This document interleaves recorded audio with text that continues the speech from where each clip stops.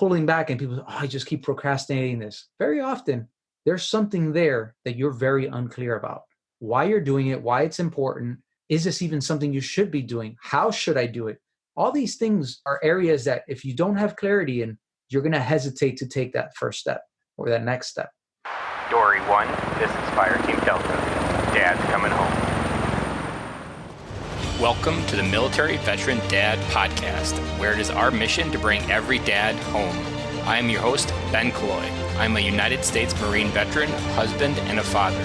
We will bring authentic conversations to inspire action in your life so we can close the gap between the dad you are today and the dad you want to be tomorrow. This is the Military Veteran Dad Podcast.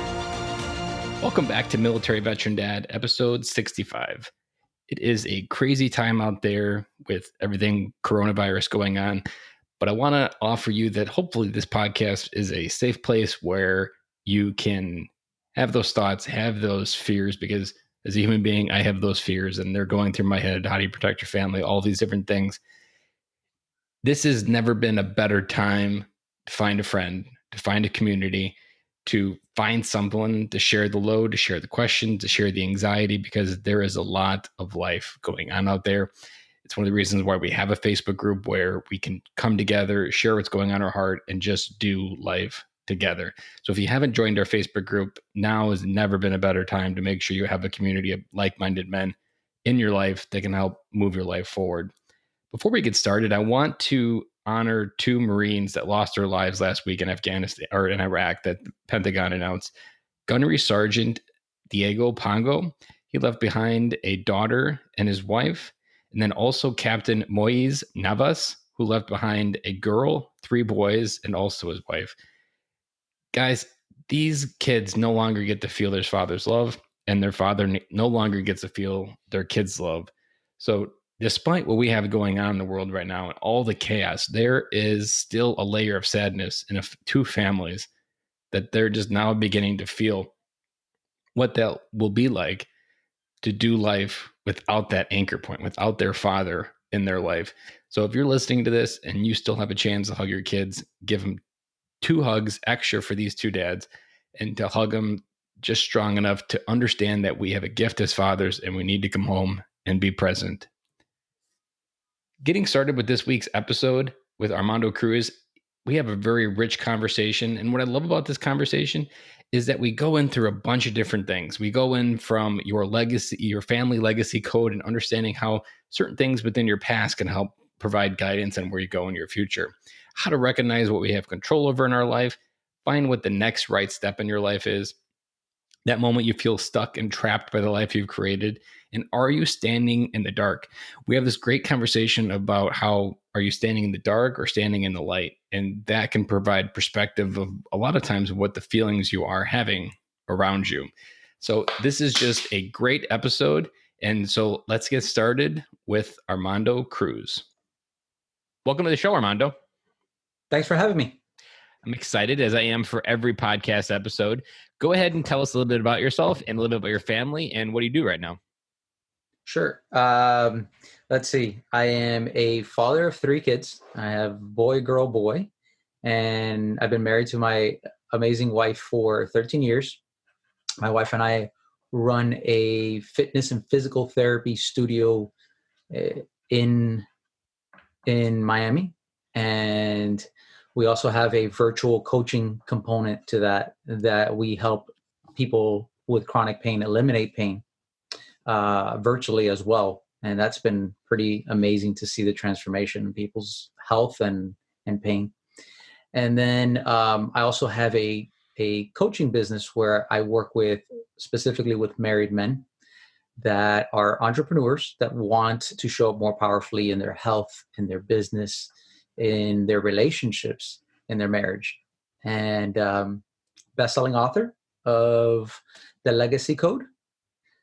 It's called The Legacy Code, a modern man's guide to escape obscurity and live a life unleashed. And that story of writing that book was probably a wild adventure, which we can get into if you'd like. Other than that, I'm an adventurer at heart. I mean, I've surfed in hurricanes. scaled mountains. One of the things I like to share, I'm one of the few people that can probably say that they've made a death video, meaning I was in the side of a mountain. I literally thought I was going to die. So I made a video just in case if whoever found my body had something to take to my family. Mm-hmm. And yeah, I think that's a good place to start. I'm not sure if adventure would be what a psychologist would describe you as.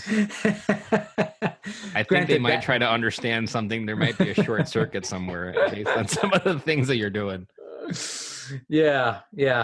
Some of those were before I was married. Some of these adventures have definitely been after, but the ones after have definitely scaled down. They're not as death-defying. You're not as death-defyingly risking your kids growing up without a dad. Exactly. So you've got a lot going on with your life. I want to know about the Armando before this Armando existed. What was the old Armando look like? Because you weren't born this way. So I can imagine there was a journey of you becoming the person you are today. What was that journey like for you? I would say that journey really began with the relationship with my parents, but specifically with my father. I knew early on that I wanted to be a father like my father was to me. Like I can remember being, I think it was like 12 or 13 and thinking when I grow up, I want to be a father like my dad is to me because we have so much fun. I feel so connected. And, my father growing up was my best friend, and not because I was like some weird, awkward kid that nobody wanted to speak to. That you needed him to be your best friend. Yeah, exactly. I had plenty of people around me. It was just, he was the one that I confided in and I trusted the most because we spent so much time together, whether it was training. He did Ironmans and ran marathons and different things like that. So, whatever sport I was playing, and I played pretty much every sport with the exception of football because I didn't have it in my school. Probably a good thing because I probably would have smashed my head pretty good. But he was always there. He was an entrepreneur. He had his own company. And I also realized that if I wanted to become a father to my kids, like he was to me, time and presence was important. And one of the things I realized is that the difference between my mom and my dad was that my mom worked for somebody and she had to fight for her 2 weeks.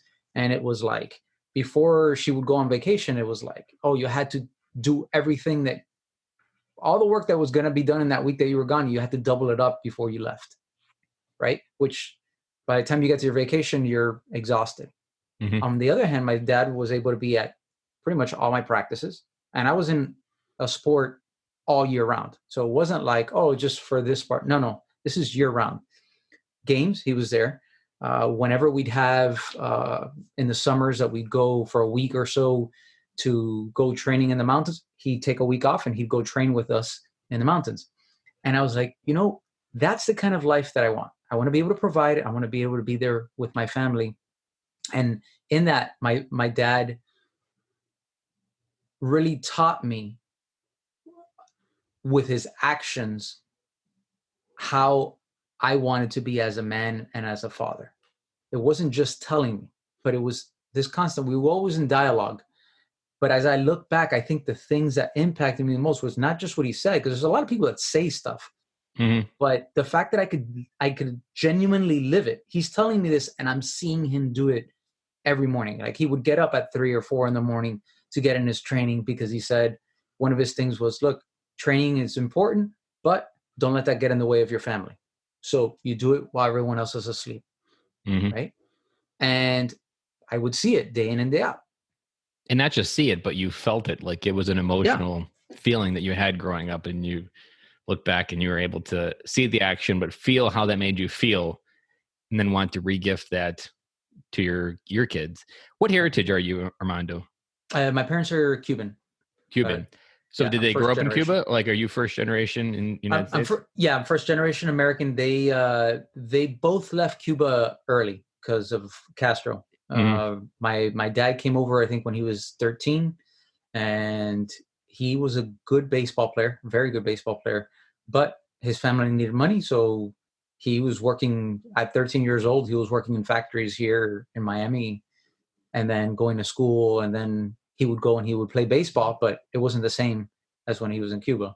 And then my mom came over later, like 18, I think. Like she came in later on, but she went to Nicaragua from Cuba. And so they escaped the communists in Cuba. And then when they were in Nicaragua, my grandfather became the equivalent of Uncle Ben's. You know how Uncle Ben's rice here? Mm-hmm. He created his own rice that became that kind of popularity in Nicaragua. And once he had built that all up, the Sandinistas, communists, came, and he had to flee Nicaragua, and eventually ended up here. Yeah. Do you find, or when you wrote your book, did you think that your dad was operating on some like Cruz legacy code of presence and time? Like, was that something he was almost instinctively passed down to him and then passed down to you, and now you're passing it down to your kids? Or was it like a generational change that he instinctively made to change the family tree forever kind of thing? No, this is him. He's had like, he has siblings that are great, and my grandparents were great, but he operated kind of like to the beat of his own drum from young. Okay, so he did make a branch on the tree all on his own. Correct. And in all honesty, while the book itself is a lot of the structure and what I take my clients through, a lot of the men that I go through the rich man experience,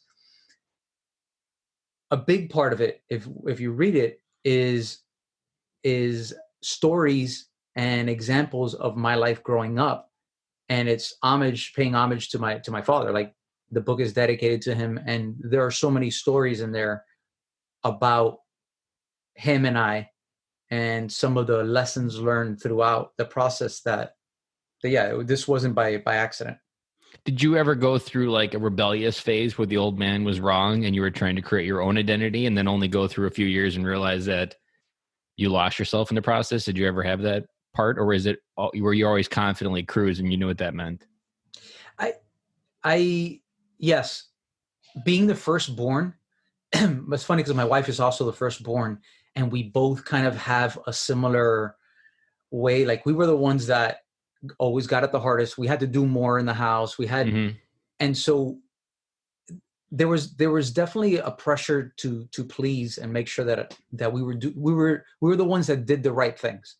Yeah. And while I did feel that growing up, I also felt heard by my father, because it wasn't like it was my way or the highway. It was, no, we would have conversation. Okay, but have you considered this?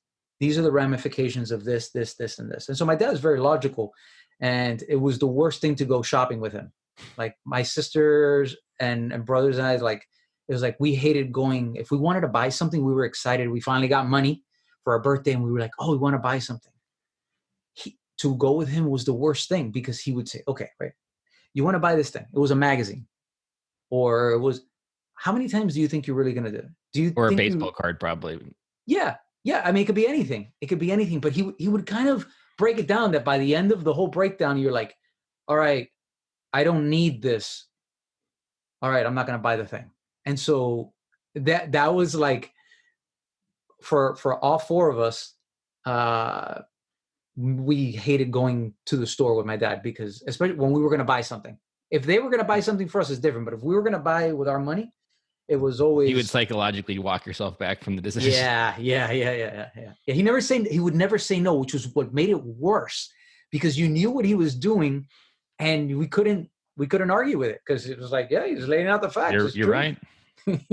I want this, but do I really need it? And yes, I need to work on that psychology with my daughter, who's 7, because she's always just picking junk.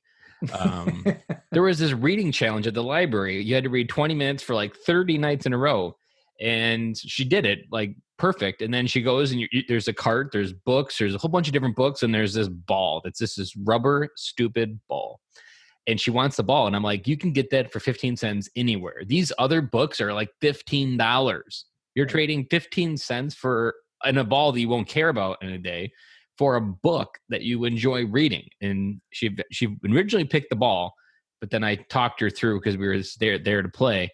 And she went back downstairs and swapped it out for the book. But I was just like, It's $15. That's a lot of money. And I'm thinking, like, I don't want to buy you a $15 book. Take the free book. I'll buy you the ball later. Yeah, I can get a ball at a vending machine, or we got balls at home. Like, don't worry about the ball. It's a big coaching moment that most parents don't take under their wing, because it's more about just kind of like making it go away type. So they give in to whatever it is, versus like what your dad did was, I'm going to instill discipline in this decision-making process, whether they want it or not. And right. And now you have to carry that. By the way, now that you say that, what was funny is, so growing up, that's how it was. When I got married, it was finally I was out. And so my rebellion came when I was married. I became the exact opposite, because my wife was like my dad in that she was the saver. So now I was open to be the spender. And so at the beginning of our marriage, I would go like on a whim. If I wanted something, I would buy it right then. I wouldn't even wait. Your programming like a vase and just smashed it against the wall to 1,000 pieces. Like, the hell with this programming. And then my wife like kind of reeled it back, and she's like, "Whoa, hold on, we can't continue like this." And it goes back. So I stayed the straight and narrow, and then I kind of swung all the way over there, and then now I'm back, so that now we can have these conversations. Let's pivot to a moment in time where you found out your reason to exist on this earth, because you do have a lot of gifts that you're giving back in fitness and marriage and overall life coaching. What was the Armando like when we woke up and stepped into these ideas of what he was meant to be here for, and what his power could allow other men to do with their lives? That's an interesting journey, and I'm gonna use the word journey, because I think this is where people miss out, because we always talk about, that moment of inspiration that but I think that's where most people struggle. It's like, how do you know? Like, when do you know? Like, I can't seem to find it. And the example that I give is the journey was growing up. I had to take out the trash, and I realized, number one, I don't want to take out trash for the rest of my life. So I knew one thing, check. I don't want to do that. You had a strong list of what you did not want to do with your life. Exactly. Because there were things that I was doing, whether I wanted to or not, because, my parents said, hey, this is part of the package here. If you're living here, like, you got to take out the trash. You got to mow the lawn. I quickly realized I don't want to mow lawns for a living. I said, I could do it. Like, it's a skill set that I developed, not one that I enjoyed, but I developed it. But I realized, no, I don't want to do that. And then what really kind of leveled it up is my father. I think I mentioned he had his own company, a construction company. And Miami in the summer is extremely hot, extremely humid, and the mosquitoes are ridiculous. So imagine being under that, and now hard manual labor, digging trenches, moving blocks, sweeping, carrying plywood. And I was like, no, there's no way. Like, I'm meant for more than just this. Like, there's nothing wrong with it. It's just, that's not what I want to be doing with my life. And my dad still to this day, he's like, hey, you're good at this. Not necessarily he was teaching me the ropes of the bottom rung, but I can be a foreman on a site right now.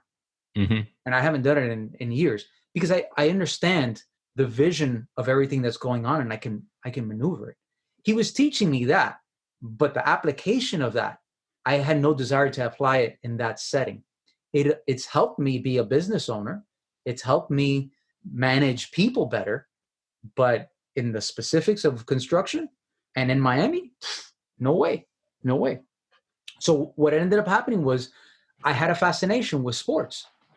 I played every single sport. Like, there wasn't a season when I was in high school that I wasn't on a varsity sport. It was soccer, I played soccer. The basketball, played basketball. Baseball, I played baseball.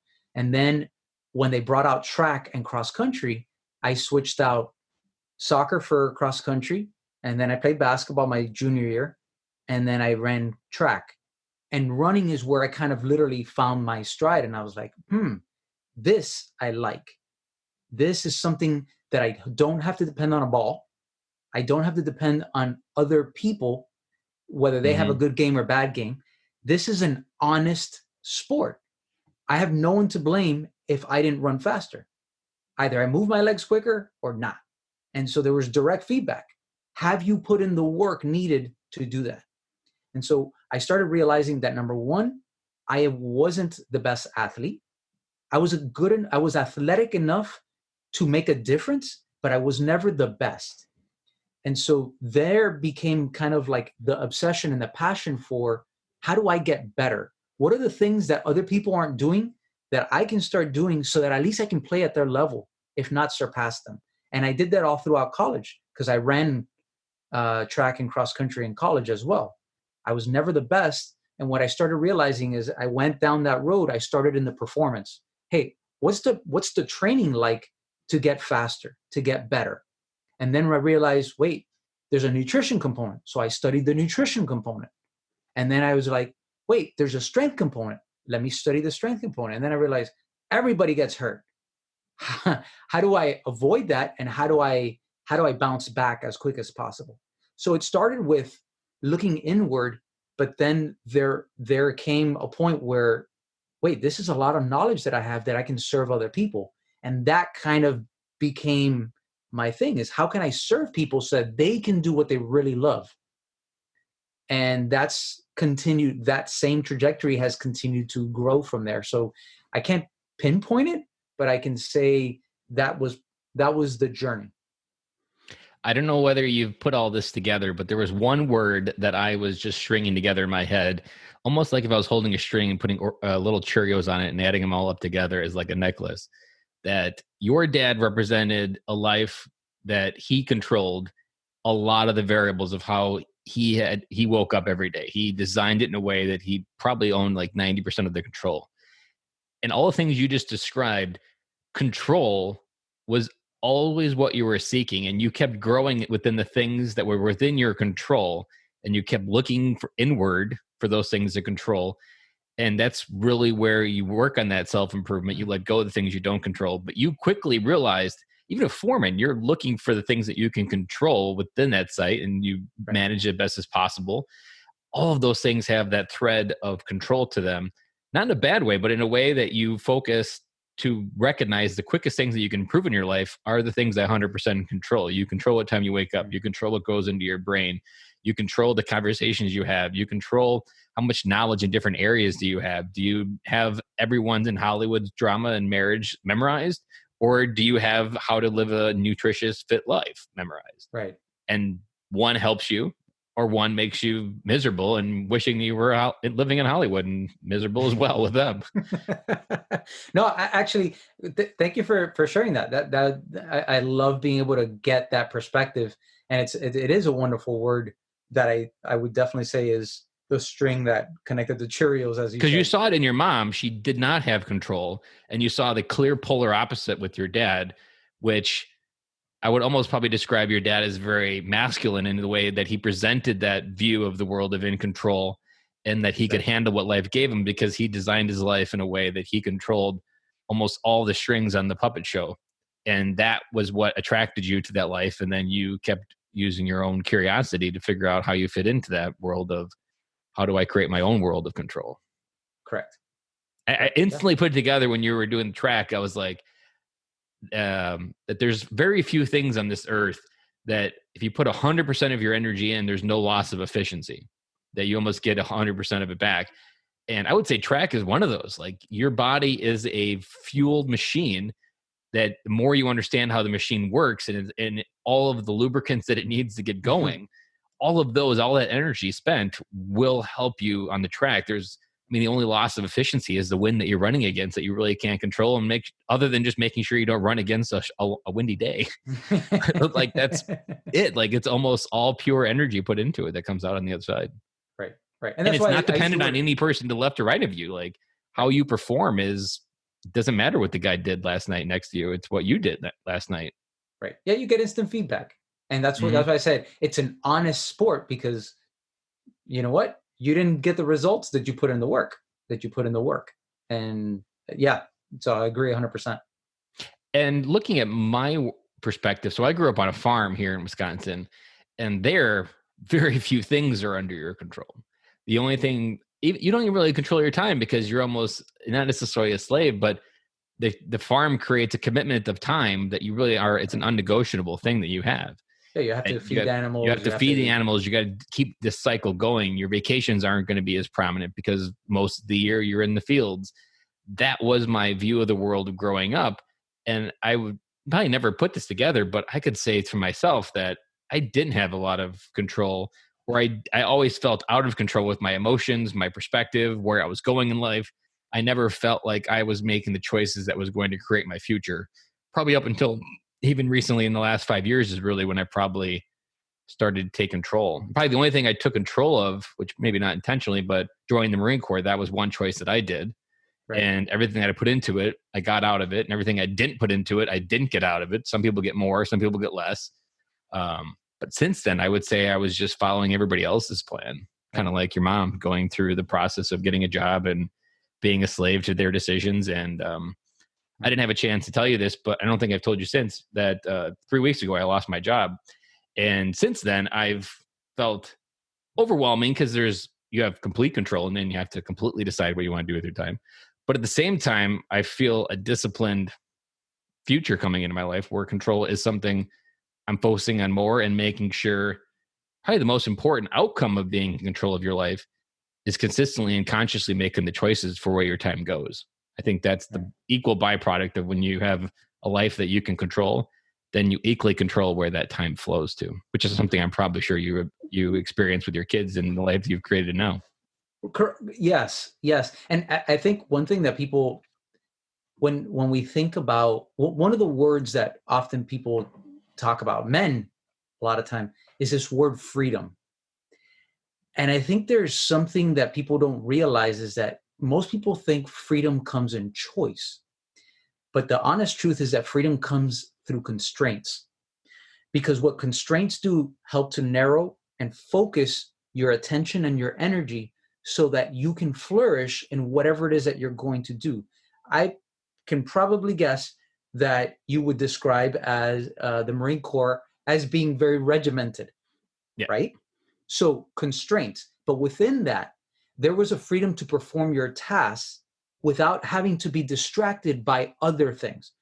You weren't in the Marine Corps worried about I don't know, about your bills, because at that point you were in the Marine Corps. Yeah. If you're single, you're not worried about your bills. And right. Even if you're married, okay. You're really not, because they give you enough to deal with. But because it's all disposable income at that point. So you could be completely broke and still have 3 squares a day and a roof over your head. Right. So within the constraints, it allows you to be free to create within that. And that's or even if you're on the battlefield, it allows you to make sure that your mind's on the battlefield. Like there's a reason why the DoD spends millions of dollars on family readiness, because they know if your family's not taken care of at home, your mind's not on the battlefield where you're fighting the war. Right. So constraints bring about freedom. I think probably the part that hurts the word freedom the most is Braveheart, because everybody knows the line of when he's screaming freedom in that movie. And I think that's probably the most instinctive answer for freedom. And I like what you said about the constraint, because this is the illusion for freedom, time, and constraints is, and especially when I did have a job, there were certain non-negotiables, like they had 40 hours of my life. And that really wasn't something I felt like was in my control. It was something I had to do to keep the wheels moving at home and to keep money flowing in. But on the other side of that, now that it's gone, you learn that you did have choices. You just really made the no choice to actually deal with it. Right. That you just assume that this is the choice you have to make versus like consciously reflecting on, I do have a choice. And it may be one where it's handicapped. Maybe you do have to provide for your family, but you still have a choice that you continue that this be your life. Right. Yeah, look, and in all fairness, though, I think it's important, and I'm bringing this up because, especially in the circles where men are present, there's this idea of manning up and the Nike slogan, just do it. That is a unskillful response or even approach. Just do it gives you no direction. Just do it doesn't give you specificity. Just do it doesn't give you a clear path to actually moving the needle forward. It's just willpower. And yes, in some instances, does it work? Yes. But when you're kind of stuck and you're in the darkness and you're struggling, when somebody says, just do it, if I could have just done it, I would have done it. I need more direction. I need more steps broken down so that I can climb out of this hole. I like what you said there. And I've always said, like, or for me personally, when I feel stuck, that I feel like there's a fog around me. So just do it is still riddled with fear because I can't see any which way left around me of which way I'm going or where that's going to take me. So just do it. Almost like the fear mechanism, the fear of flight kicks in, where we just pull back because we need to feel safe, and that just do it in a world of fog. But this is the part that I'm sure you've realized that men suck at, is not having community, because often you're not going to be able to take that first step, but someone's going to come into your life and hold out their hand and say, take a step with me. Like someone's going to run into Armando and say, you've got an amazing life, Armando. I'm going to take a step towards your life, even if it's on step one of just saying, I want Armando's life. That's a direction. That's a just do it with focus, intensity, and direction. But just doing it often is the idea that that it's just noble continuing the cycle of whatever it is that you're feeling. Like that's somehow how life was designed to be wired. And I think the part that the military gets right when we're there, but we suck at on the other side, is that for 100,000 years, men did life in tribes. We never had to do decisions alone. There was always someone there to just do it with, to learn from. We didn't have to learn everything on our own. And now in 2020, men have never been more isolated in the history of humanity. And now we wonder why men are killing themselves and they don't feel like they can have direction. They don't feel like they can have a voice, or why they act out in ways that cause Me Too movements. That these are all just unconstrained masculinity and without direction. Right. And you said something that, again, I want to bring to light, because I know, I speak to these men all the time. And this idea of that, you mentioned that fight, flight, or freeze response. I call that threat. When you're under threat, you're going to go under one of those three. You're going to fight your way out, you're going to run away, or you're going to freeze there, right? What brings about threat? There are three components that bring about threat. Things are moving too fast, right? So now it becomes overwhelming. I can't keep up with this. Things are moving too slow. I want the result now. I can't wait for this client to give me money in 2 weeks because I have bills tomorrow. Things are moving too slow, or unclear intent. Maybe something is moving at you at a great speed, but you're very unclear as to whether you can even handle it. Are you going to be able to overcome whatever gets brought to you? Or if you walked into a dark room and I asked you, walk across the room confidently, how confident do you think you're going to walk if it's a pitch black room? Not very confident, because you don't know what's there. You don't want to run into a wall. You don't want to trip over furniture. You don't want to, it changes completely the second we turn on the light. So when you have hesitation, when you have procrastination, very often it's a lack of clarity. You turn the lights on the situation, all of a sudden confidence improves, path becomes more apparent, and now you're more likely to take that first step. So when you keep pulling back and people say, I just keep procrastinating this, very often there's something there that you're very unclear about. Why you're doing it, why it's important. Is this even something you should be doing? How should I do it? All these things are areas that if you don't have clarity in, you're going to hesitate to take that first step or that next step. Does that make sense? Have you seen the Frozen 2 movie? I haven't seen part 2. I've seen part 1. So Frozen 2, so like in the first one, Let It Go was this famous line. For Frozen 2, there's a song that says, just take what feels the right next step is.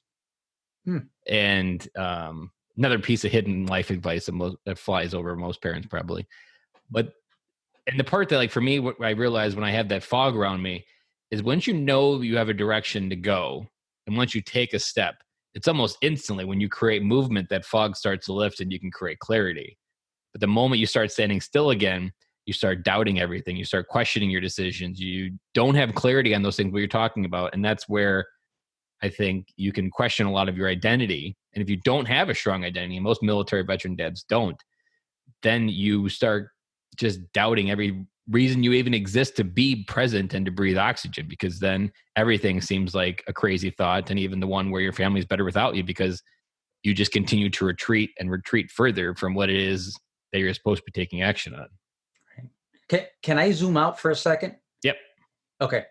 So you just described probably one of the most difficult times in my life right there.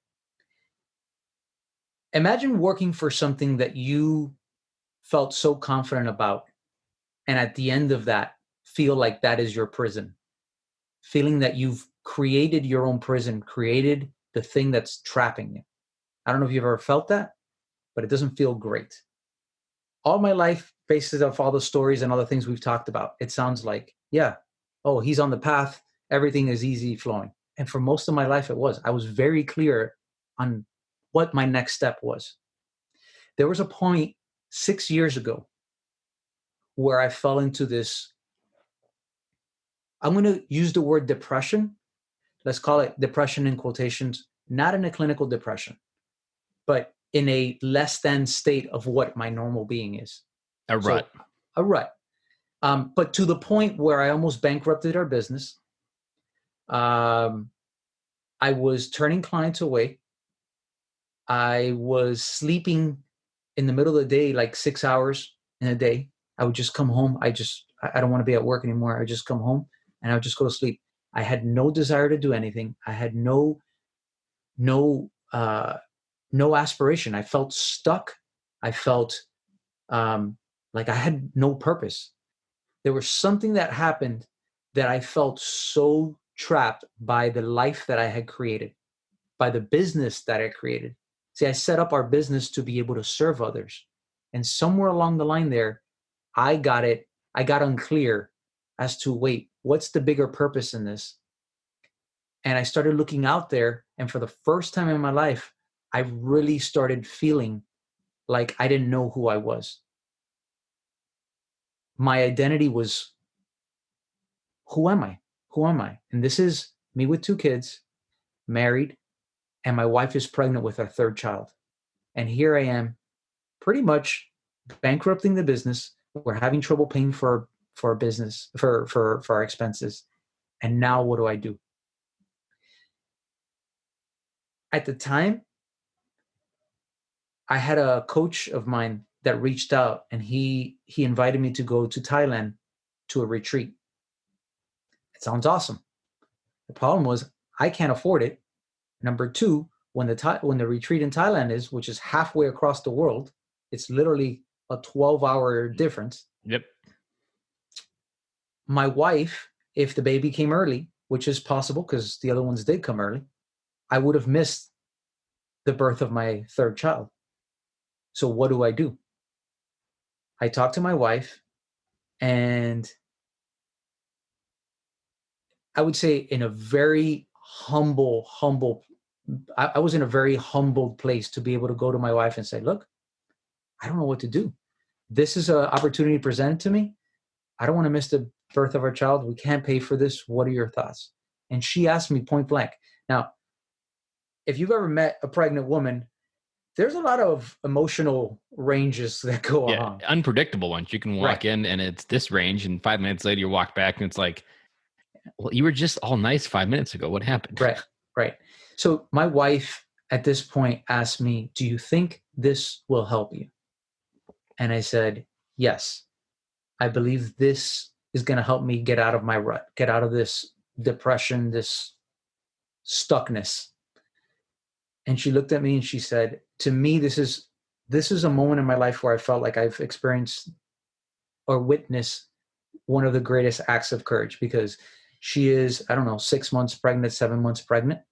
And we're having trouble paying the bills. We have 2 other kids. And she looks at me and she says, do you think this is going to help? And I said, yes. She goes, then you need to go and do it. Not for you, but for us. Because we need you to be the man, the husband, and the father that I know you can be. And she goes, I would rather you miss the birth of our child. I don't want you to, but I would rather you miss that than them miss out on the father that I know you to be if you continue down this path. And I was like, oof, yeah. right? Fast forward, I go to Thailand. The day before I'm set to leave, which is a 24-hour endeavor. Yeah, you're in the air door to for door. 24 hours, yeah. I talked to her. She is about to go into the hospital because she is vomiting profusely. She's alone with the kids.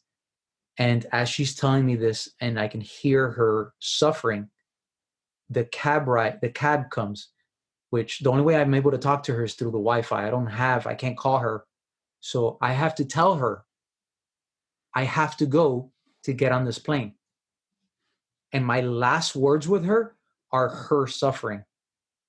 And now for the next 24 hours, I'm thinking about that flying back. Memory, yeah. I get back. They had to send her to the hospital to put IVs and everything like that. Baby was fine. 3 days later, the baby's born. I share that story for a few reasons. Number one, all that we've talked about leading up to this was the easy path. Everything was flowing. Everything was moving. Yeah. I don't want to give anyone the sensation that I don't have the struggles. Everyone goes through struggles. The other reason why is maybe somebody is in that moment right now where they're in the darkness. Number one, surround yourself with people that are going to support you. I was very fortunate that I have my wife right there. So you ended up missing the birth then? No. 3 days later, when I got back, oh, okay, the baby was born.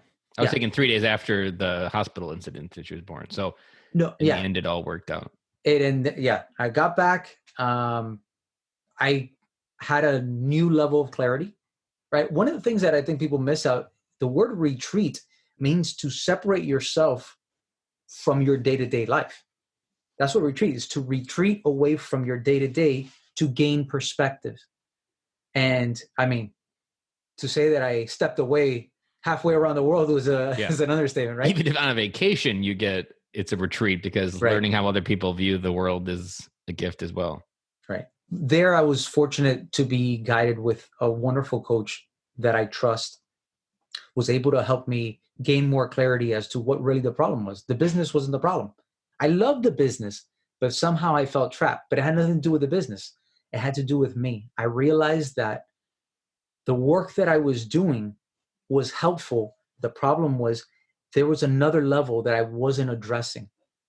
And while I was over there, I was able to create essentially the program that I wanted as a married man, as an entrepreneur that is family focused. Like, what would I have liked knowing what I know now, that as an entrepreneur, as someone who wants to put their family first, like what's that process look like so that I can have a healthy relationship with my wife, with my kids, with my own health, and create a business that is abundant and in alignment with those values, not fighting them. Does that make sense? 100%. And the one thing, there was a podcast with Andy Frisella that I was listening to, and he described a rut perfectly. And this hit me really hard. The only difference between a rut and a grave is the depth. And if you're in a rut, continuing to be in that rut, the only difference is one's 8 feet down and one's just beginning. Right. And your rut would have continued had you not pivoted out of that rut and decided to chart your own life. And there was something else that I was picking up on, and we haven't even got the legacy yet, but I think the way, when you built your business, you forgot that most business, to me, a business exists to create something for my family to either carry on, or it creates a life for my family to thrive. And oftentimes the American culture is your business is your identity. And if you do that with that type of wiring, you end up having this identity at work and this identity at home. And in your case, you own that identity at work, but they weren't jiving. And that got out of balance with what the vision that your dad had. That vision wasn't always an integrated life. It wasn't about a balance between work and family. It was your dad brilliantly integrated his life to be present with you and the gift at home. And to me, that's legacy, is when you create something that's integrated that allows both to thrive. One becomes a vehicle that enables the other, and your family becomes a vehicle for you to enable your business. Then that's something that can then create something that impacts your kids. That's something that can give opportunities to your kids, because that's really where the legacy takes that next level, is when you can pass on everything that your kids got. And like one of the dreams for me, and probably sure for you as well, is to make sure that my kids get outside of their life as often as possible, because that's what gives you depth to where you fit into the world. And you can't figure out how you fit into the world by living your life. You have to see it from the outside looking in, and you can't do that from going to school for 12 years. Right. It's I like to call it the shading, right? If you look at a piece, if you look at a sketch, what changes it from a flat sketch to one that pops out at you is shading. It's all of a sudden, it's the darkness that brings out the light. Mm-hmm. Right? It highlights the light. It makes it come out. And it adds depth to the drawing. Right. Right. So don't run away from the darkness. It's part of the whole masterpiece. Mm-hmm. And I often, I'm sure you run into ego as something you have to coach through. Even probably yourself, when you were in that pit, there was probably an ego that was protecting the world from realizing that Armando was hurting inside. And I usually like to describe it with light and darkness, that ego is your protection mechanism to hide what you're hiding in the darkness. And bringing it into the light is the fastest way to feel like you can feel free and you're not holding all this in the shadows. Because when you're having a conversation and you have an ego, your body's rotating profusely back and forth so that no one sees what's in that shadow. So it's going to create a persona. It's going to do whatever it needs to hide whatever's there. But when you bring it out into the light, you realize that doesn't make you weak. That makes you stronger, because vulnerability is one of the most powerful tools we have to connect to human beings. And it's the one in 2020 that's usually the most dustiest that people use on a daily basis. Yeah. Yeah. Just even you sharing that story, that's a vulnerable moment that by some standards would have made you a weak man, but by the right standard, it makes you a strong man. And that is what's going to allow someone else to feel an emotion that they've been avoiding feeling for a long time, probably when they first hear that story. Right. Right. You use the concept of darkness and light. And one of the things that I share with my clients is one of my jobs as a coach is to be your guru. And let me define why I say that. Guru comes from the Sanskrit, from two words, gu and ru. Gu meaning darkness, ru into light. So a guru is quite literally somebody who brings you out of the darkness into the light.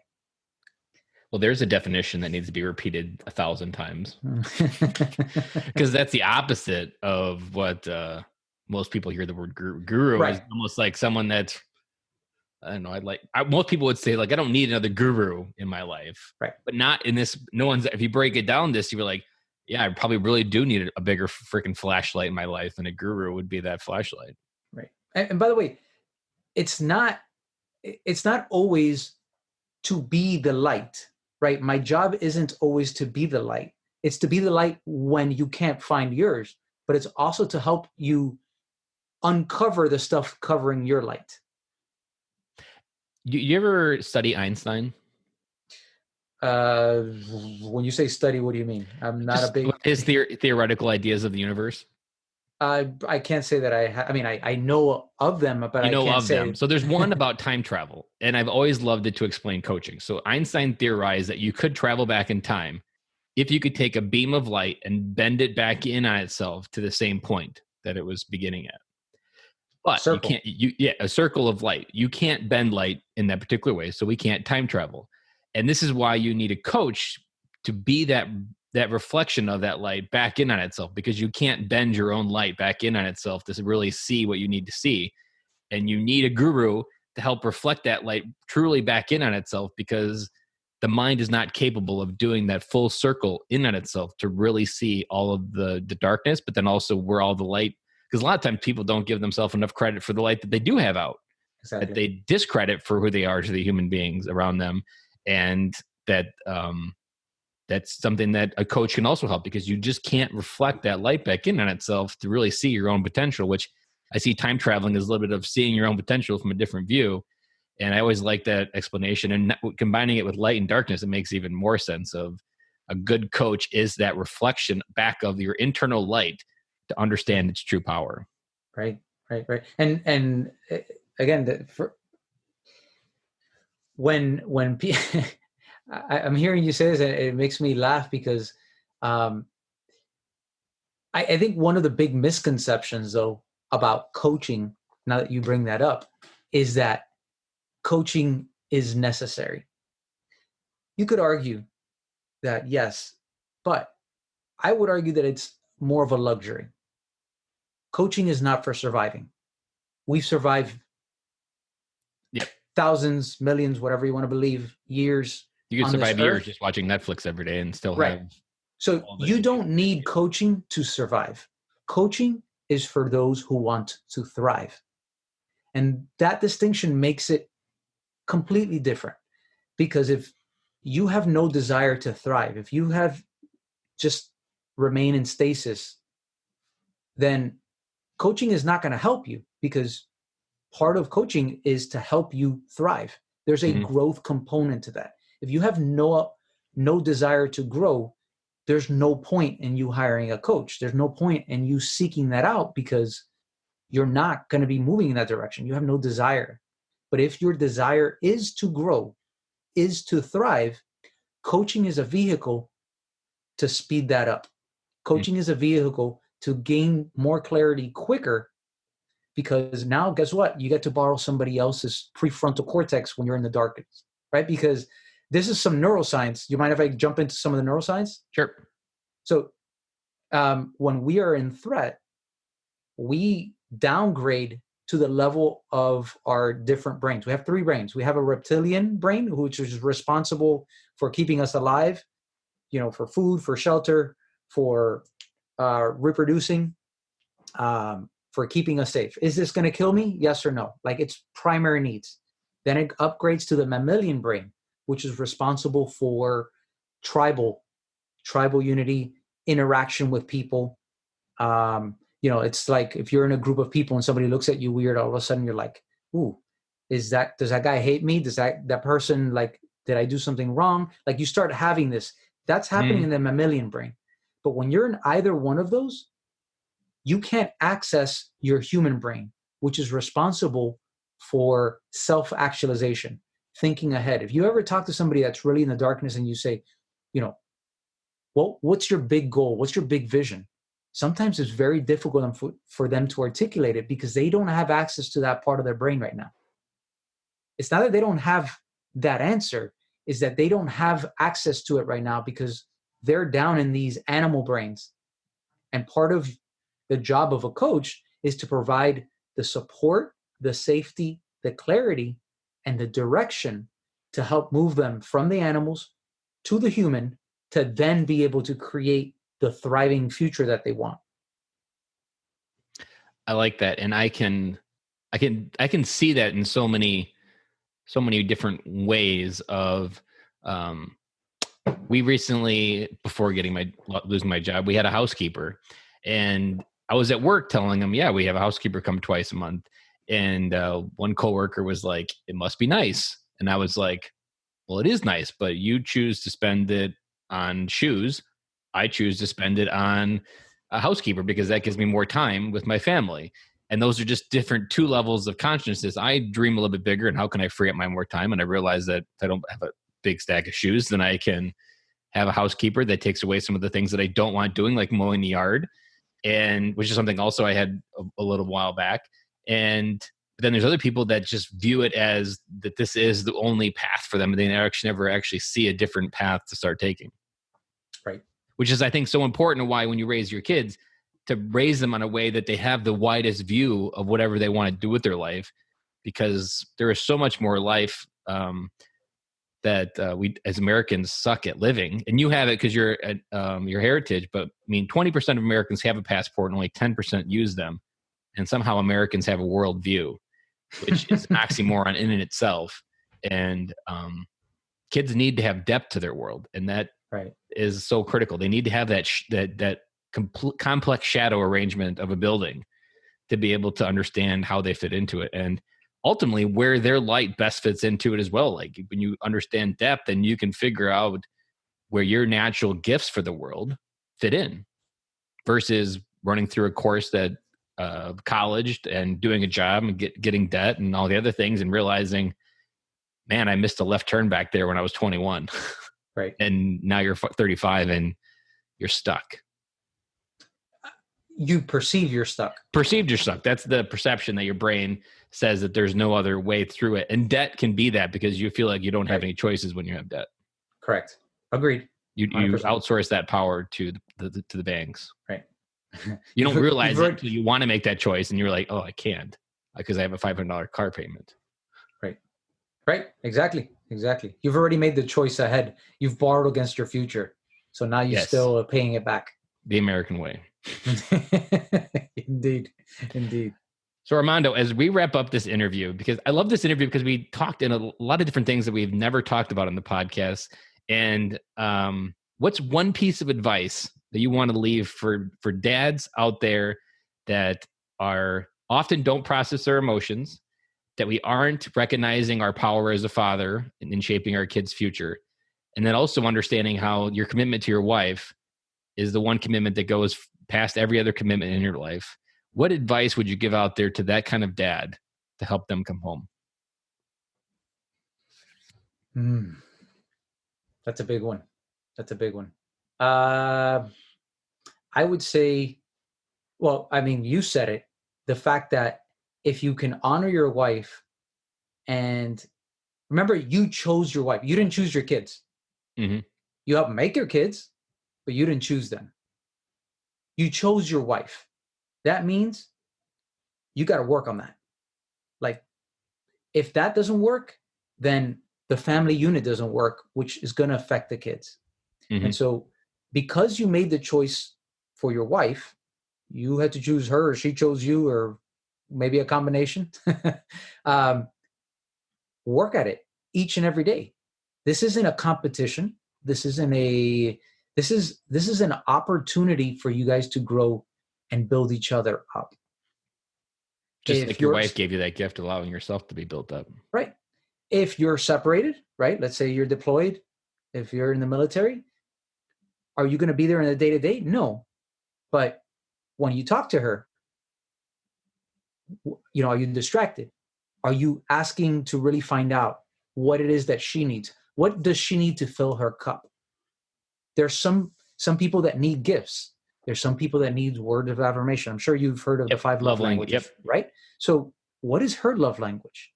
Are you actually speaking in her love language? I really love that book because it simplifies it.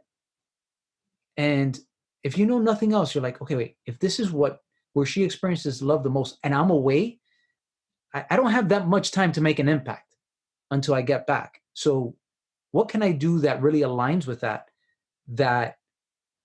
can really impact her until the next time we speak or till the next time we see each other? Because that's hard. There's no two ways about it. It's hard. Relationships are hard. If you don't work on them on a day-to-day basis, the same way that if you don't work on your health, if you don't work on your fitness on a day-to-day basis, it atrophies.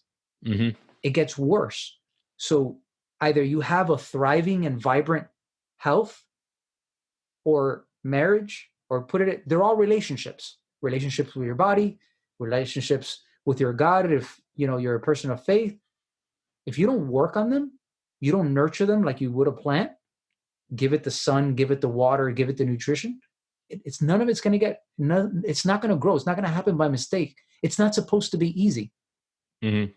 That's where a lot of Americans think that we try to engineer out the struggle, but the struggle is actually the process of living and the process of growing. And without those two things, you're really dying. Exactly. I agree 100%. Well, Armando, I'm really glad you came into my life, and I am positive that this is going to be not our only time that we've ever talked. And I look forward to many more conversations that we've had, and I'm sure the dads listening to this have enjoyed it as well. And I just really want to appreciate you for giving us your time today. My pleasure. Thank you so much for having me. And where is the good website if people want to follow up and more? I'm sure the Legacy Code is on pretty much anywhere where books are sold. Where's a good website to follow you if they want?